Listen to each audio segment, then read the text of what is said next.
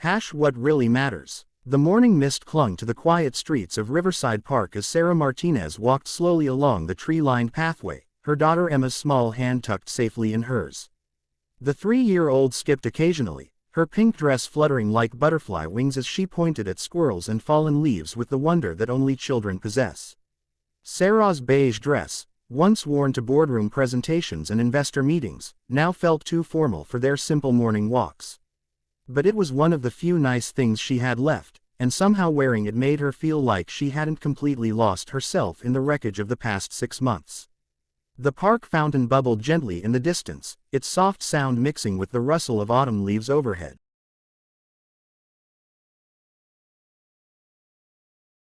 Full soundtrack to the morning.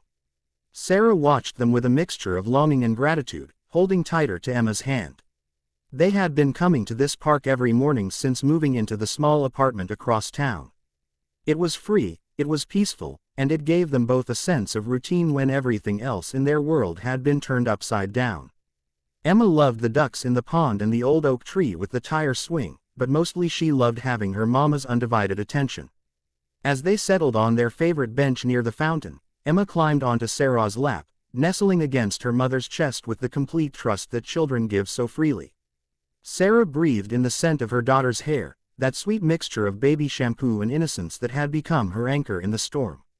"Mama," Emma said softly, her blue eyes looking up with curiosity, "why do you get sad sometimes?" The question hit Sarah like a gentle wave, carrying with it all the grief and fear she had been trying to hide from her daughter. How do you explain to a 3-year-old that the life you built together has crumbled? How do you share the weight of bankruptcy, betrayal, and the terror of an uncertain future? Sarah's throat tightened as she struggled to find age-appropriate words. 6 months ago, she had been the CEO of Martinez Tech Solutions, a company she had built from nothing into a thriving business with 40 employees and contracts worth millions. She had been featured in business magazines, invited to speak at conferences, hailed as a success story of determination and innovation. Then came the revelation that her trusted business partner had been embezzling funds for over 2 years. The discovery hit like a tornado, leaving destruction in every corner of her life. Legal battles, bankruptcy proceedings, and the loss of everything she had worked to build followed in swift succession. The house, the savings, the business, all gone. Even worse were the whispered accusations, the suggestion that she must have known, must have been involved. "Sometimes grown-ups worry about things," Sarah finally said, smoothing Emma's blonde curls. "But it's not your job to worry about mama's worries. That's what mamas are for." Emma seemed to accept this explanation, turning her attention back to the ducks that were gliding across the pond's surface. Sarah watched her daughter's face light up with simple joy, and felt both heartbreak and wonder at the resilience of childhood. A man approached their bench, walking with the unhurried pace of someone who had nowhere urgent to be. Sarah recognized him as James Harrison, though she couldn't immediately place from where. He was probably in his early 30s, wearing a gray t-shirt and jeans that suggested he worked with his hands rather than behind a desk. "Mind if I sit?" he asked politely, gesturing to the other end of the bench. "It's one of the best spots to watch the ducks." Sarah nodded, shifting slightly to give him space while keeping Emma secure in her arms. There was something comforting about his presence, a steadiness that reminded her of her grandfather, who had always known how to fix anything that was broken. James settled onto the bench and pulled out a small bag of breadcrumbs. "Got permission from the park service," he said with a smile directed at Emma. "Want to help feed them?" Emma's eyes widened with delight, and she scrambled down from Sarah's lap to accept the offering. As the little girl carefully scattered crumbs near the water's edge, James and Sarah watched in comfortable silence. "She's beautiful," James said softly. "Looks just like her mama." Sarah managed a small smile. "She's everything good in my world." Something in her tone must have conveyed more than she intended, because James glanced at her with understanding eyes. "Rough patch?" he asked gently. The kindness in his voice, combined with the peaceful morning and Emma's laughter, somehow made Sarah's carefully constructed walls crumble. Before she knew it, she was talking to this stranger as if he were an old friend. "I lost everything," she said, the words coming out in a rush of relief and despair. "My business, my house, my reputation. I was a CEO, and now I can barely afford groceries. I don't know how I'm going to provide for her, how I'm going to rebuild anything from nothing." Tears began to fall despite her efforts to hold them back. "I'm supposed to be strong for her, but I'm terrified. What kind of mother am I if I can't even give my daughter a stable home?" James listened without judgment, occasionally nodding in understanding. When Sarah's words finally ran out, he was quiet for a long moment, watching Emma chase a butterfly that had landed near the fountain.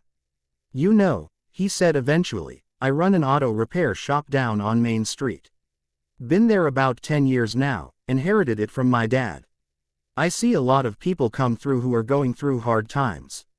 Lost jobs, divorces, medical bills, life has a way of knocking folks down." Sarah wiped her eyes, embarrassed by her emotional outburst to a stranger.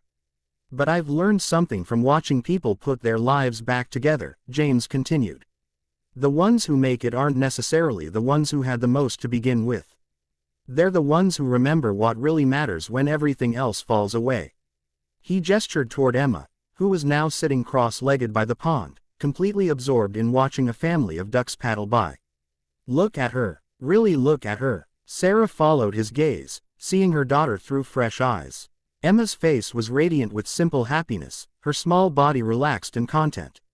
In this moment, sitting by a pond on a beautiful morning with her mama nearby, she had everything she needed. "That little girl doesn't care about titles or bank accounts or what other people think," James said quietly. "She cares about whether her mama hugs her when she's scared, reads her stories before bed, and shows up for all the little moments that make childhood magical." Sarah felt something shift inside her chest, a loosening of the tight knot of fear and shame she had been carrying. "You say you lost everything," James continued, his voice gentle but firm. "But you still have her. And she still has you. That's not nothing. That's everything." Emma ran back to the bench, her cheeks flushed with excitement. "Mama, did you see the baby ducks? They were so tiny." Sarah lifted her daughter back onto her lap, holding her close and seeing her with new clarity. For the first time in months, she felt something other than despair about the future. She felt possibility. "I did see them, sweetheart," Sarah said, her voice steadier than it had been in weeks. "They were perfect." James stood to leave, but before walking away, he handed Sarah a business card. "If you ever need work, I could use help with the books at my shop. Nothing glamorous, but it's honest work." As he walked away and Emma settled back into her arms, Sarah realized that maybe losing everything had simply cleared space for her to discover what had been most important all along. The morning sun climbed higher, warming their faces, and for the first time in months, Sarah felt like she could breathe again.